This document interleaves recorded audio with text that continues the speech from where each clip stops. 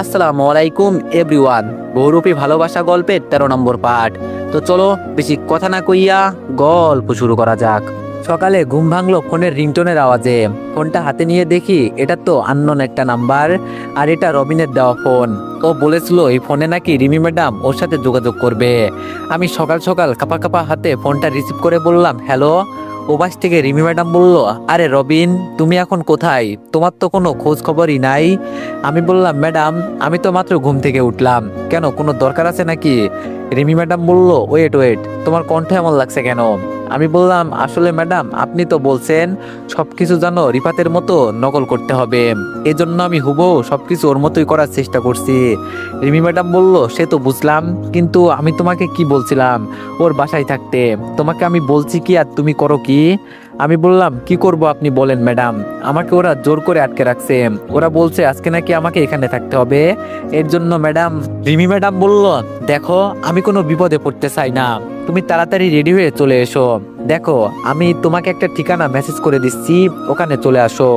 এই বলে রিমি ম্যাডাম ফোনটা কেটে দিল। আমি মনে মনে বললাম, আরে মেয়েরা এতটা বোকা হয়। তবে যা হয়েছে বেশ ভালোই হয়েছে। রিমি ম্যাডাম এখন আমাকে আর চিনতে পারবে না। উনি সব সময় আমাকে এখন রবিন মনে করবে, আর আমি বর্তমানে এখন সুযোগে সদ্ব্যবহার করব। কি আনন্দ আকাশে বাতাসে। আমি তাড়াতাড়ি বিছানা থেকে উঠে রেডি হয়ে গেলাম।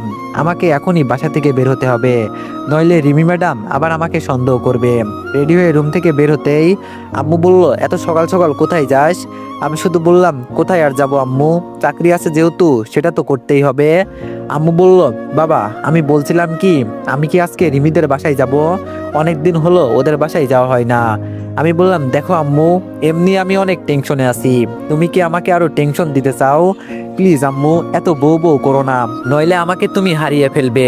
এই পর্যন্ত বললাম, শুধু মনে থাকে জানো।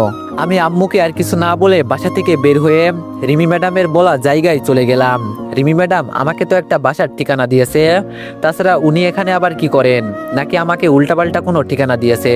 কি জানি বাবা, আমার তো মাথায় কাজ করছে না। আমি দরজার সামনে গিয়ে কলিং বেল দিতেই রিমি ম্যাডাম এসে দরজা খুলে দিল। তবে আজকে আমি রিমি ম্যাডামকে এক অন্য রূপে দেখলাম।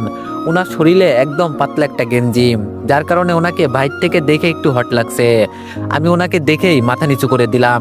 আজকে আমার জায়গায় যদি রবিন থাকতো তাহলে কি হতো? এক প্রকার যেন এখন আমার রিমি ম্যাডামের উপর রাগ হলো। উনি বাইরের মানুষের সামনে কেন এইসব পড়বেন? আর তাছাড়া আমি এখন এইসব চিন্তা করছি কেন? যে আমাকে গুলি করতে পারে, সে আর যাই হোক, তার জন্য আমার মনের ভিতরে কোনো মায়া থাকতে পারে না। আমি দরজার সামনে দাঁড়িয়ে আছি দেখে রিমি ম্যাডাম বলল, যাও এখন রেডি হয়ে নাও, কিছুক্ষণ পর তোমার দুলাভাই আসবে, ওনার সাথে আমাকে দেখা করতে হবে, তাড়াতাড়ি যাও। মনে মনে বললাম, এই দুলাভাইটা আবার কে? নাকি ওই ডাক্তার? ডাক্তার শালা হলে ওরে আমি খাইছি। শালার কত বড় কলিজা! আমি বলার পরেও রিমির পিছন পড়ে আছে। আমি আজকে থেকে রিমিকে এমনভাবে আঘাত দিব যেন ও প্রতিটা মুহূর্তের কষ্ট বুঝতে পারে এবং সেটা অনুমান করতে পারে। ও আমাকে তো চেনে নাই। রিমি বলল, কি হলো রবিন, আমি তোমাকে কি বললাম? আর আমি বলছি না আমার সামনে থাকলে তুমি নিজের চেহারায় আসবে, সব সময় এমন হয়ে থাকা লাগবে না। আমি বললাম, আসলে ম্যাডাম হয়েছে কি, রিফাতের আম্মু আমাকে সন্দেহ করে না, কিন্তু ওর বোন একটু চালাক আছে। ওর বোন হয়তো আমার উপর নজর রাখতে পারে, এজন্য ম্যাডাম। রিমি বলল, আচ্ছা ঠিক আছে বুঝলাম, তোমাকে আর কিছু বলতে হবে না, এখন যাও, ভিতরে কাপড় রাখা আছে, পরে রেডি হয়ে নাও। আমি বললাম, ম্যাডাম ডিউটি করতে হবে না? রিমি বলল, কিসের ডিউটি? হ্যাঁ, তোমার কি মনে নেই যে তুমি আজকে থেকে সবসময় আমার বডিগার্ড হয়ে কাজ করবে? এটা উপর থেকে আদেশ এসেছে। তবে তোমার কাজ একটাই, রিফাতের মায়ের কাছে আমাকে খারাপ বানিয়ে তুমি তোমার চাকরিতে আবার জয়েন করবে। তার আগ পর্যন্ত তুমি আমার বডিগার্ড, বুঝলে? আমি মাথা ঝাঁকিয়ে বললাম, ম্যাডাম বুঝেছি, আপনাকে বলতে হবে না। আমি রিমি ম্যাডামের বলা রুমে চলে গেলাম, কাপড় চেঞ্জ করে আবার রুম থেকে বের হলাম। রুম থেকে বের হয়ে দেখি রিমি ম্যাডাম শাড়ি পরে সেজে গুজে বের হয়েছে। ইস, আজকে রিমি ম্যাডামকে কতটাই না সুন্দর লাগছে। কিন্তু আফসোসের বিষয় হলো উনি আমার জন্য সাজে নাই, উনি অন্য কারোর জন্য নিজের রূপ পরিবর্তন করেছে। এটা দেখে আমার খুব খারাপ লাগলো। আমি মাথা নিচু করে দরজা দিয়ে বের হয়ে বাইরে গিয়ে গাড়ির দরজা খুলে দিলাম। রিমি ম্যাডাম ভিতরে বসতেই আমি ড্রাইভিং করতে লাগলাম। রিমি ম্যাডাম পিছন থেকে বলল, তুমি যত তাড়াতাড়ি তোমার কাজ শেষ করতে পারবে তত তাড়াতাড়ি আমি আমার বয়ফ্রেন্ডকে বিয়ে করতে পারবো। আমি বললাম, ম্যাডাম আমি আপনাকে একটা কথা বলবো, কিছু মনে করবেন না তো আবার? রিমি বলল, বলো। আমি হালকা একটু মন খারাপ করে বললাম, জানেন ম্যাডাম, রিফাত আমার বন্ধু ছিল, ওকে যে আমি টাকার কারণে মারবো এটা ভাবতেই পারি নাই। ও আপনাকে খুব ভালোবাসে। তবে আপনার বিয়ের দিন আপনার বেস্ট ফ্রেন্ডকে কিডন্যাপ করা হয়েছিল, যাতে ও আপনার হাজবেন্ডের নামে মিথ্যা কথা বলতে পারে। এই ধরনের মিথ্যা অপবাদ, মানে ওকে যেভাবে খারাপ করা লাগে, আমি এই কথাগুলো কোনো একভাবে জানতে পেরেছি। তবে আপনি কাজটা ভালো করেন নাই ম্যাডাম। আমি শুনেছি মেয়েদের প্রথম বিয়ে ভেঙে গেলে তার জীবনে অশান্তি লেগে যায়। এখন তো বুঝলেন না, কয়েকদিন পর ঠিকই বুঝবেন। রিমি ম্যাডাম আমাকে ধমক দিয়ে বলল, তোমাকে আমি বলছি এত কথা বলতে, আমি বলছি না আমার সামনে তুমি ওর নামও নিবে না। এখন সবকিছু শেষ হয়ে গেছে, আমি আর কিছু বললাম না। এখন এই মেয়েকে আমি যাই কিছু বলি না কেন, ও বুঝবে না। রিমি ম্যাডাম আমাকে একটা রেস্টুরেন্টের সামনে এসে গাড়ি থামাতে বলল। উনি গাড়ি থেকে নেমে বলল, তুমি আমার সাথে আসো, তবে আমার থেকে দূরে থাকবে, যেন আমার উপর নজর রাখতে পারো, ঠিক আছে? আমি বললাম, জি ম্যাডাম, আমি বুঝে গেছি, আপনাকে কিছু বলতে হবে না। আমি ভিতরে গিয়ে একটু আড়ালে গিয়ে দাঁড়ালাম। দেখি রিমি ম্যাডাম আবার কার সাথে কথা বলার জন্য এখানে আসছে। রিমি ম্যাডাম গিয়ে একটা টেবিলে বসলো। কিছুক্ষণ পর একটা ছেলে চলে আসলো। আরে এটা তো কেউ না, এটা হলো ডাক্তার সাহেব, যাকে আমি গুলি করেছিলাম। ওর ভাগ্য ভালো ছিল আমি ওকে মারি নাই। ইস, আমি কি ভুলটাই না করলাম ওকে না মেরে। আমি একটা ওয়েটারকে ডেকে বললাম, এই ছেলে এখানে আসো। ছেলেটা আমার কাছে এসে বলল, স্যার বলেন, আপনার কি লাগবে? আমি ছেলেটার হাতে একটা 1000 টাকার নোট দিয়ে রিমির বয়ফ্রেন্ডকে দেখিয়ে বললাম, ওকে খাবারের সাথে পেট খারাপের ওষুধ দিতে হবে, আর ও যেন কিছুক্ষণের ভিতরে এখানেই দৌড়াদৌড়ি করে। যদি তুমি সফলভাবে কাজ করতে পারো তাহলে তোমাকে আরো 1000 টাকার বকশিস দিব। ছেলেটা হাসি দিয়ে বলল, স্যার আপনি শুধু দেখতে থাকেন, আমি ওর কি অবস্থাটাই না করি। এই কথা বলে ছেলেটা চলে গেল। কিছুক্ষণ পর ছেলেটা খাবার নিয়ে ওদের টেবিলের দিকে যেতে লাগলো। মনে মনে বললাম, তাহলে আজকে কাজ হবে বলে মনে হচ্ছে আমার। রিমির বয়ফ্রেন্ড রিমির সাথে কথা বলছে আর খাবার খাচ্ছে। মনে মনে বললাম, শালা খা খা, আরো বেশি করে খা, তুই খেলেই তো খেলা জমবে। হঠাৎ করে রিমির বয়ফ্রেন্ড দাঁড়িয়ে বলল, বাবু তুমি একটু বসো, আমি একটু ওয়াশরুম থেকে আসছি। আমি আবার একটা মুচকে হাসি দিয়ে বললাম, এই তো এখন কাজ হয়েছে। আমি আবার ছেলেটাকে ডাক দিয়ে বললাম, তুমি গিয়ে ওয়াশরুমের সামনে দাঁড়িয়ে থাকো, যদিও ভিতরে যেতে চাই তাহলে বলবে 5000 টাকা লাগবে, আর ওর এখন খুব চাপ পেয়েছে, এজন্য উপায় না পেয়ে তোমাকে টাকা দিয়ে দিবে। ছেলেটা আমাকে ধন্যবাদ জানিয়ে বলল, স্যার আপনার মাথায় এত বুদ্ধি। ছেলেটা এবার আমার সামনে থেকে চলে গেল। আমি দূরে দাঁড়িয়ে আছি দেখে রিমি ম্যাডাম ডাক দিয়ে বলল, রবিন এখানে আসো তো।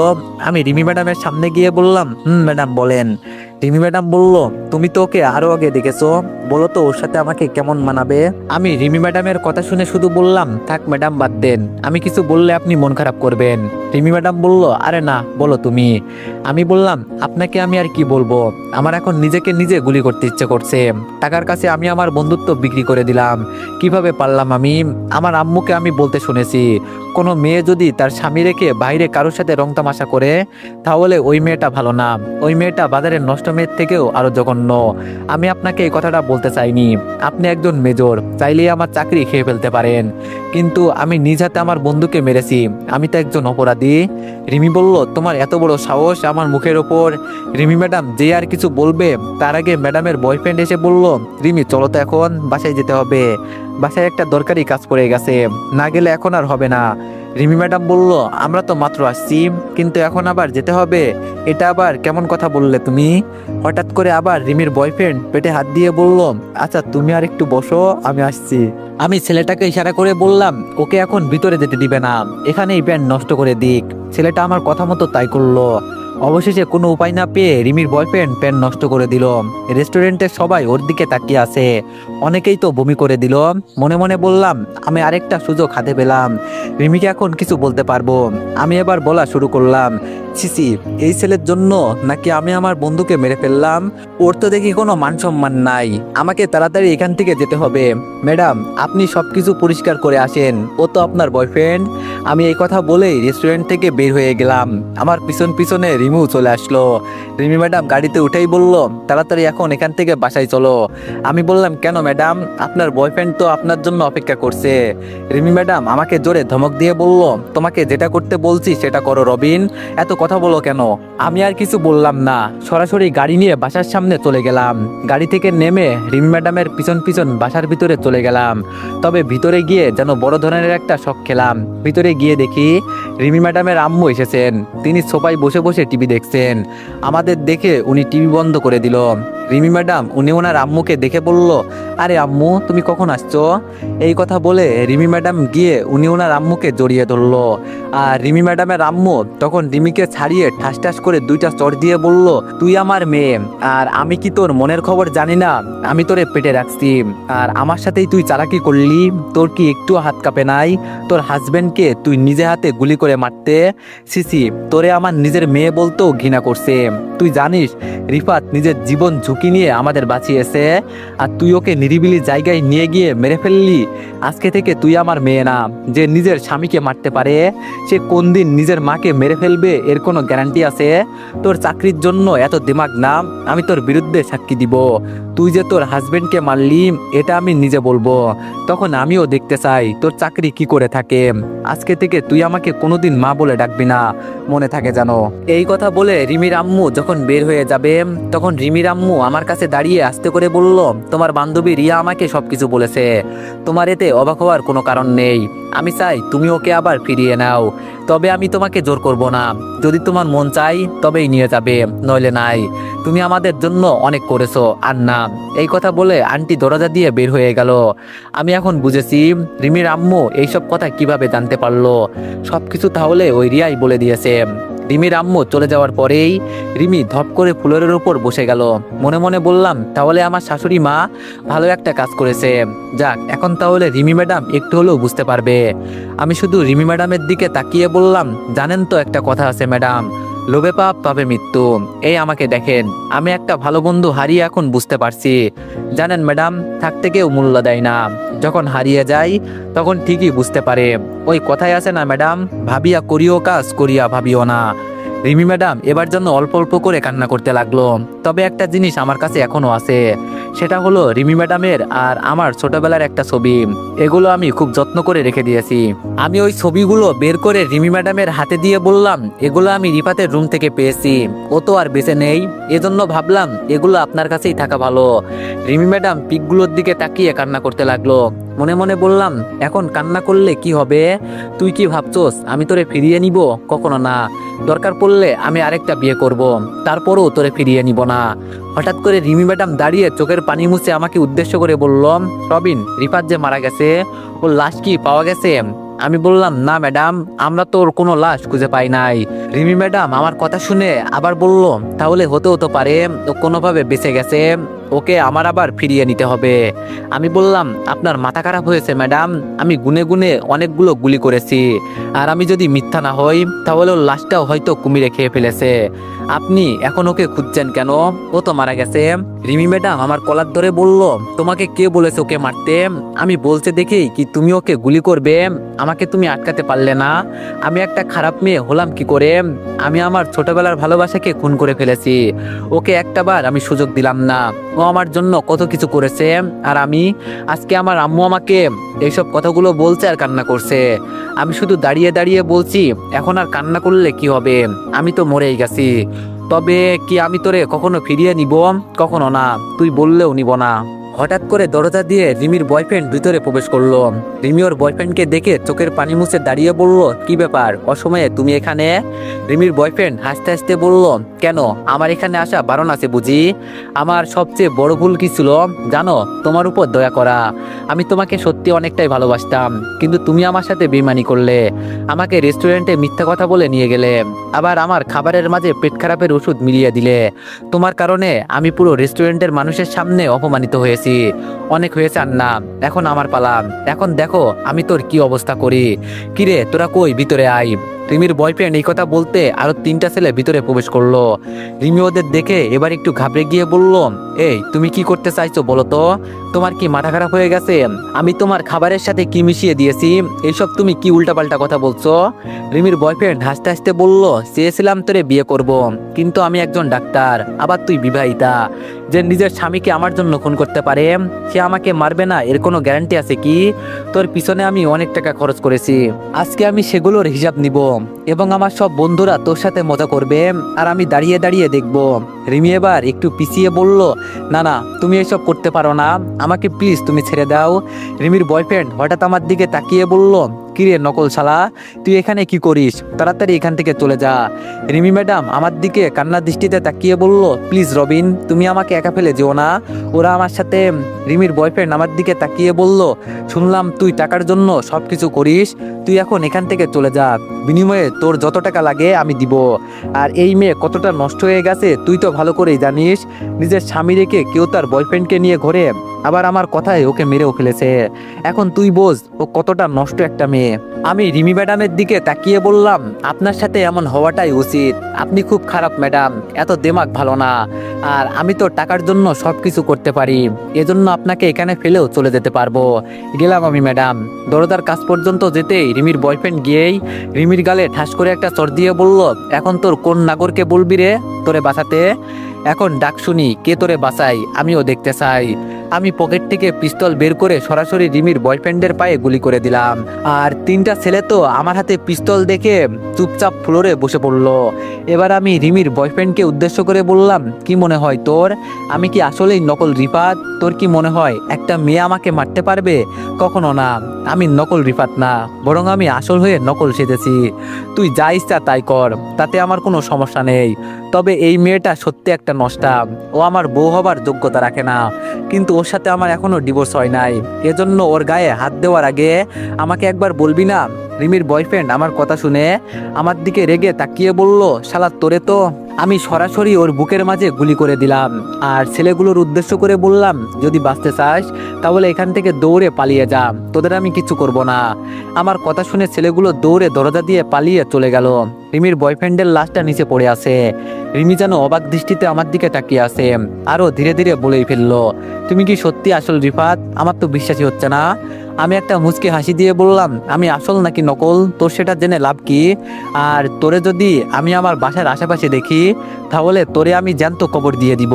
তোর পিছনে অনেক ঘুরেছি আর না, এখন আমি একেবারে হাঁপিয়ে গেছি। যে জিনিসটা হবে না তার আশা করে লাভ আছে? আমি আর কিছু না বলে দরজা দিয়ে বের হয়ে গেলাম। পিছন থেকে রিমি দৌড়ে এসে আমাকে বলল, রিফাত একবার আমার কথাটা শোনো প্লিজ। আমি পিছনে তাকিয়ে সামনে রিমির বয়ফ্রেন্ডের শরীরে আবার গুলি করে বললাম, সাবধান, আমাকে ছোঁয়ার চেষ্টা করবি না, তুই একটা বাজে মেয়ে, তোরে তো বাজারের নষ্টা পাড়ায় মানাই, হালির বাচ্চা হালি। এই কথা বলে আমি আবার এক সেকেন্ডও এখানে দাঁড়ালাম না, সাথে সাথে বাসা থেকে বের হয়ে রাস্তা ধরে হাঁটতে লাগলাম। একটা রিক্সা নিয়ে বাসার দিকে যেতে লাগলাম। বাসায় যেতে যেতেই অনেকটাই সময় চলে গেল। বাসার সামনে গিয়ে দরজা খুলে ভিতরে গিয়ে দেখি আপু সোফায় বসে আছে, আর আপুর পাশে তানিয়া এবং ওর বান্ধবী ঋতু আছে। আমি ওদের এখানে দেখে একটু অবাক হই নাই, তবে আমার শরীরের রাগটা এখনো কমে নাই। পিছনে যে পিস্তল রেখেছি এটা খুব ভালো করেই দেখা যাচ্ছে। আপু আমার দিকে তাকিয়ে বলল, তোর পিছনে এটা কি? আমি পিছন থেকে পিস্তল বের করে বললাম, এটা একটা পিস্তল, কিছুক্ষণ আগে একজনকে জায়গা মতো বসিয়ে আসছি। কেন, তুই কি কিছু বলবি? আপু যে কিছু বলবে তার আগে রিয়া ভিতরে এসে বলল, কিরে রিফাত, তুই আবার কখন এলি? আমি বললাম, এই তো কিছুক্ষণ হলো। কেন, কিছু বলবি? রিয়া হাসি দিয়ে বলল, তোর সাথে কিছু কথা ছিল, একটু এখানে আয় তো। আমি বললাম, না সমস্যা নেই, তুই এখানেই বল। রিয়া বলল, কিন্তু তোর তো সমস্যা হবে এখানে বললে। আমি বললাম, কিছু হবে না, তুই বল, আমি শুনছি। রিয়া আমার দিকে তাকিয়ে বলল, একটা ছেলে আমার বান্ধবীকে প্রতিদিন রাস্তায় বিরক্ত করে, কিছু একটা করতে হবে, কিন্তু কি করব আমি বুঝতে পারছি না। আমি রিয়ার সামনে গিয়ে ওর হাতে পিস্তল দিয়ে বললাম, আগে ওকে তুই বুঝিয়ে বল, আর তোর কথা যদি বুঝতে সমস্যা হয় তাহলে গুলি করে মেরে ফেল, পরে কি হয় না হয় আমি দেখে নিব। তুই এখন যা, আমার মাথায় এমনি অনেক গরম আছে। রিয়া আচ্ছা বলে বলল, ঋতুর খবর কি? রিয়াকে ধমক দিয়ে বললাম, তুই এখন এখান থেকে যা বলছি, আমার মাথা কিন্তু খুব গরম আছে। রিয়া আর কিছু না বলে চলে গেল। এবার আমি আপুর পাশে বসে বললাম, কি বলতে চেয়েছিলি বল, আমি শুনছি। আপু আমার দিকে তাকিয়ে ভয়ে ভয়ে বলল, না মানে। আমি এবার হাসি দিয়ে বললাম, এতদিন পর দেখলাম আমার বড় বোন আমাকে ভয় পেয়ে মানে করছে। আপু এবার চোখ লাল করে বলল, রিফাত ভালো হবে না কিন্তু বলে দিলাম। আমি বললাম, আচ্ছা ঠিক আছে, তুই বল কি বলবি, আমি শুনছি। আপু বলল, দেখ রিফাত, আমি বলতে চেয়েছি তুই এখন আবার ঋতুকে বিয়ে কর। রিমি তোর সাথে বেইমানি করেছে, ও আর ফিরে আসবে না। আমি তোর ভালোর জন্য এই কথা বলছি, তুই প্লিজ রাজি হয়ে যা। দেখ, তোর বিয়ের পরেও ও তোরে বিয়ে করতে রাজি হয়েছে, এখন তুই প্লিজ রাজি হয়ে যা। ঋতুর দিকে তাকিয়ে দেখি ও মাথা নিচু করে নিচের দিকে তাকিয়ে আছে, তবে আমার মনের ভিতরে কেমন যেন একটা জেদ বসে গেল। এজন্য আমি আপুর দিকে তাকিয়ে বললাম, তুই বিয়ের সবকিছু রেডি কর, আমি আগামী 3 দিনের ভিতরে আবার বিয়ে করব। পিছন থেকে আম্মু এসে বলল, এই তোর মাথা খারাপ হয়ে গেছে, কি সব কথা বলছিস তুই? তোর তো বিয়ে করা বউ আছে। আমি আম্মুর দিকে তাকিয়ে বললাম, তুমি কাকে বউ বলছো? তুমি কি এটা জানো না? তোমার বৌমা আমাকে মারতে নিয়েছিল, আর ও নিজ হাতেও আমাকে গুলি করেছে। ভাগ্য ভালো ছিল যে বেঁচে ফিরে আসছি, আবার ওকে তুমি বউ বলছো? তোমার মাথা খারাপ হয়ে গেছে আম্মু? আম্মু আমার দিকে তাকিয়ে বলল, তুই এসব কি বলছিস? আমি বলে আম্মুর দিকে তাকিয়ে মন খারাপ করে বললাম, জানো আম্মু, ছোট থেকে আমি এই মেয়েকে অনেক পছন্দ করতাম। আমি চেয়েছিলাম ওকে বিয়ে করে সুন্দর একটা সংসার করব, কিন্তু ও আমার সাথে বেইমানি করেছে আম্মু। জানো আম্মু, ওর বয়ফ্রেন্ড ছিল, আর আমি ওর পথের কাটা ছিলাম, এই জন্য ও আমাকে মারতে নিয়েছিল। ভাগ্য ভালো ছিল যে পালিয়ে গিয়েছি, এজন্য বেঁচে গেছি। এখন ও আমার মন থেকে উঠে গেছে, ওকে আমার আর ভালো লাগে না আম্মু। আমি চাই না ওকে। তুমি বোঝো না কেন? আম্মু আমার মাথায় হাত দিয়ে বলল, এইসব কথা তুই আমাকে আরো আগে বলিস নাই কেন? আমি ওর আম্মুকে সবকিছু বলতাম। আমি বললাম, না না আম্মু, তোমাকে কিছু বলতে হবে না, তবে আমার একটা কথা শুনে রাখো, এই মেয়ে যদি এই বাসায় আসে তাহলে আমাকে হারাবে। আমি তোমাদের ছেড়ে চলে যাব। ওকে এখন আমি ঘৃণা করি, ও নষ্ট একটা মেয়ে। সবাই চুপ করে আমার কথা শুনছিল, তবে কথার মাঝে আপু শুধু বলল, তাহলে তুই এখন কি করতে চাস? দেখ, মনের বিরুদ্ধে কিছুই হয় না, যা কিছু হয় সবকিছু নিজের ইচ্ছা মতে। এজন্য আমি বলি কি, তুই আগে চিন্তা করে আমাকে এর উত্তর জানা। আমি আপুর কথা শুনে কিছুক্ষণ চুপ থেকে বসেছিলাম, তবে খানিকক্ষণ পরেই বললাম, জানিস আপু, তুই আগের থেকে অনেক পরিবর্তন হয়ে গেছোস। এখন তুই নিজের স্বার্থ নিয়ে চিন্তা ভাবনা করিস। তো এভরিওয়ান, নেক্সট পার্টের জন্য সবাই একটু বেশি বেশি লাইক আর কমেন্ট করে দিও। ধন্যবাদ।